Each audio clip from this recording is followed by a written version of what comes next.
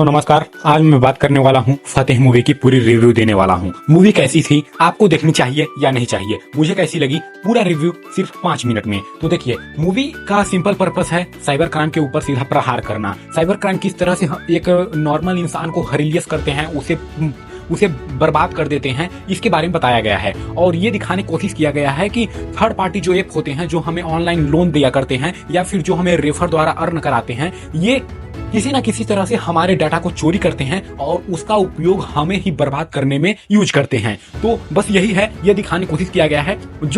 लेकिन ये मूवी मेरे दिल से जुड़ी हुई है, इसलिए नहीं कि ये मूवी बेहतर है, इसलिए कि सोनू सूद हमारे दिल से जुड़े हुए हैं। वो रियल लाइफ में बहुत बड़े हीरो हैं, मेरे लिए और बड़े हीरो हैं। लेकिन मूवी में बात की जाए तो इनकी हीरोपंती कुछ ज्यादा ही हो गई है। ये मतलब कुछ भी, ये पहले तो देखिए, मैं थोड़ा स्टोरी के बारे में आपको क्लियर कर देता हूँ, स्टोरी कैसी मूवी की थी। तो सबसे पहले तो ये एक डेयरी फार्म में सुपरवाइजर का कार्य करते हैं, डेयरी फार्म को संभालने के लिए।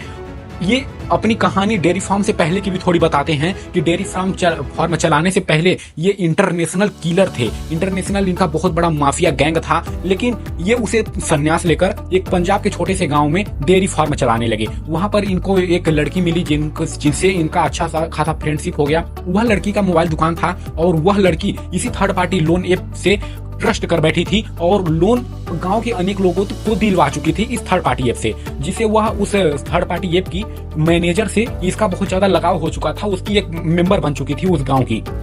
तो ऐसा ही सब चलता रहता है। वह लड़की सबको दिलवाती है लोन, जिससे गांव के लोग उस लड़की पर ही भरोसा करते रहते हैं। लेकिन जब वह कंपनी इसके ऊपर पूरा गांव वालों के ऊपर स्कैम करने लगती है तो सब ब्लेम लड़की के ऊपर डालने लगते हैं और इतना ज्यादा वह कंपनी इन लोगों को ही रिलीज करती है, ब्लैकमेल करती है कि एक व्यक्ति तो सुसाइड कर लेता है, जिसके सदमे को वह लड़की बर्दाश्त नहीं कर पाती। नम्रत जिसकी नाम है, वह चली जाती है दिल्ली उसी थर्ड ऐप के पास जो लोन दिया था उसके मैनेजर से मिलने, जिससे वह इसे किडनैप कर लेता है और इसे बहुत ज्यादा ब्लैकमेल करता है। तभी फतेह की यह फ्रेंड थी, इसलिए फतेह इसे ढूंढने के लिए दिल्ली जाता है और यहीं से उसकी शुरुआत होती है। एक खतरनाक अपने जिस इंटरनेशनल किलर से वह संन्यास लिया था उसी को दोबारा रिवाइव कर लेता है। वह दोबारा उसी फॉर्म में आ जाता है और तब कहानी की असली शुरुआत होती है। वह वहां जाकर उस गैंग की पता लगाता है, किस तरह से यह कैसे काम करता है, यह साइबर क्राइम कैसे करते हैं, यह इसे अंजाम कैसे देते हैं। इन सभी का पता लगाने के बाद वह उन विलेन का वही जो होता है। लेकिन भाई इनकी हीरोपंती तो मैंने भाई,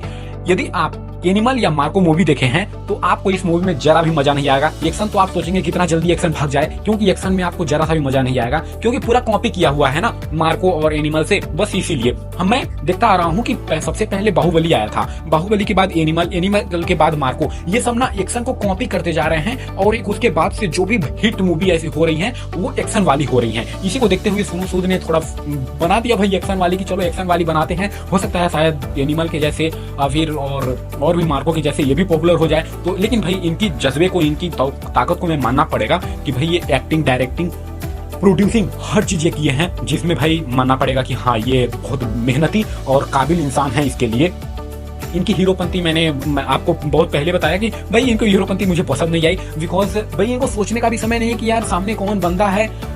मैं आपको एक सीन दिखाता हूँ कि लिफ्ट में ये अकेले होते हैं और 4 एकदम बॉडी बिल्डर, जो कि मुझे स्टार्टिंग में तो देख के ऐसा लगा कि ये भाई अपने पुराने वाले अंदाज में लौट के आ गए हैं, तो ये इनके चारों बॉडीगार्ड हैं। लेकिन जब ये दूसरे सीन में लिफ्ट से बाहर निकलते हैं तब मुझे पता चलता है, अरे ये तो पूरे लिफ्ट के चारों लोगों को टपका दिए, हाउ दैट पॉसिबल। अब इसका मतलब ये नहीं कि ये रियली घटना है या फिर रियली, मतलब इसमें मेरे को बहुत ज्यादा जोक सपाट लगा। ये रियल तो कभी हो ही नहीं सकती है, और मतलब यार थोड़ा बहुत मूवी में रियल भी दिखाया, रियलिस्टिक दिखाया जाता है यार, लेकिन ये तो रियलिस्टिक ही नहीं है, ये तो भाई कल्पना से भी बाहर है कि यार तुम कैसे कर सकते हो भाई, तुम एक साथ 100-150 लोगों को मार रहे हो और कुछ सोचने का टाइम नहीं, जो भी मिल रहा है उसी से मार रहे हो, और सब लोग जब तक तुम उसे मार नहीं रहे हो, मतलब मान लो ये बीच में है और 4 लोग हैं, तो ये जब तक 3 को मार रहे हैं, चौथा वाला देखेगा अरे मेरी बारी कब आएगी, मुझे मारो, मतलब यार कुछ भी वो मार नहीं रहा इनको, बल्कि पीछे से देख रहा, यानी कि भाई ये तो वही ओवर स्मार्ट हो गई, ओवर एक्शन हो गया। और भाई यही है कि ये बस लास्ट में, अंतिम में बस छोटा सा सांस लेते हैं कि हाँ अब मैंने सबको मार लिया।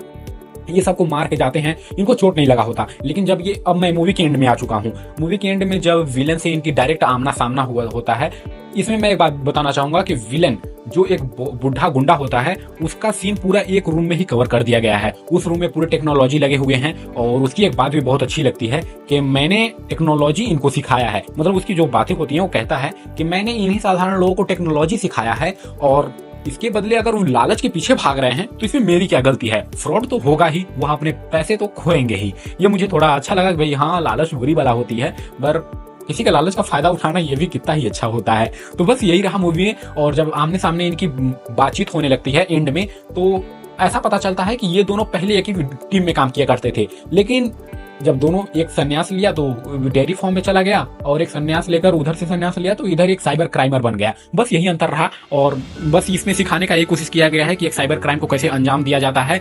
और मैं इसे क्या सिखाना चाहूंगा लोगों को कि आप थर्ड पार्टी ऐप का उपयोग ना करें, आप किसी रेफर के लालच में न आए और फिर ऑनलाइन किस्त भी ना लें, ऑनलाइन लोन भी ना लें, क्योंकि ये आपके साथ कभी ना कभी स्कैम हो सकता है। इसलिए आप इन सब से बचें, बैंक से लोन लें या फिर जो भी जैसा भी हो, लेकिन ऑनलाइन जितना हो सके उतना स्कैम से बचने की कोशिश करें। यही है बस। धन्यवाद। आपकी जैसी मूवी, मैंने आपको पूरा मूवी का रिव्यू दे दिया। अब आपको जैसा लगे, यदि आप चाहें तो जाकर देख सकते हैं। पहले दिन तो मूवी 99 रुपए की थी, लेकिन दूसरे दिन आई डोंट नो कितने रुपए की है, आप देखें। यदि आप चाहें तो जाके देख सकते हैं और एंजॉय करो मूवी को। मिलते हैं अगले वीडियो में किसी नए मूवी के साथ।